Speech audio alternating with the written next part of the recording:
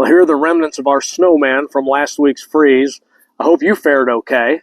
Even though we got a lot of snow, it really wasn't a terrible freeze by most standards. The temperatures didn't get that low.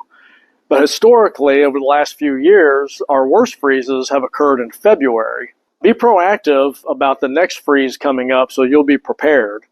Hey, it's Mark, and I want you to be empowered with knowledge so that you can maintain your home like a pro. One of the most important things you can do is to know the location and the serviceability of your main plumbing shutoff valve. If you live in a newer home, that cutoff valve might be located inside the wall in your garage or inside of a utility closet. Look for an access panel that you can open up, and the main valve will be easy to locate where you can just shut it off. If that valve handle is parallel to the pipe, that means that your valve is open. If you move it to where it's perpendicular with the pipe, that means it's shut off. If you have an older 1970s home like mine, you might find that cutoff valve in a box buried in the ground in your flower bed, most likely, or somewhere in the front yard. I don't know who came up with that idea. My cutoff valve is here in the front bed, located right about here, and you can see why I say this is not the best idea. Mine's all covered up with dead plants and ice and snow. Here's the box, what it would look like. Let's open it up and see what we can find inside.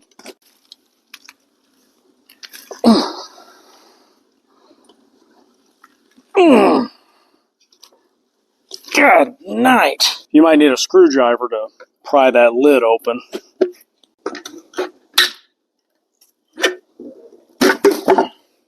There we go.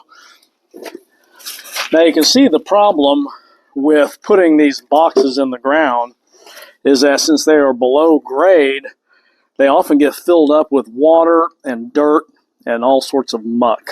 You can see that my valve handle here is in line with the pipe, meaning that it's on. If I were to cut it off, mine rotates fairly easily, but I'm going to cut it off, and that means that the water now is shut off in my house. The problem with those boxes being buried in the ground is that they fill up with water and mud.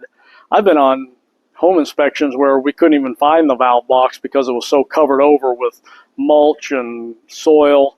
And even if we can find them, sometimes they're so buried in mud we can't even expose the valves themselves. And over time, those valves will just get corroded being sitting in the water like that, and you can't even shut them off, can't even move them. So it'd be a great idea to have someone come out, check your valves. One, make sure you know the location of it, and two, make sure they're functional, because you don't want to be messing with that when you're in the middle of a panic trying to get your valves cut off if you do have a water leak. Because you're talking about hundreds of gallons an hour coming out of that pipe, and either going into your house or in your yard and causing a ton of damage, and it gets very expensive.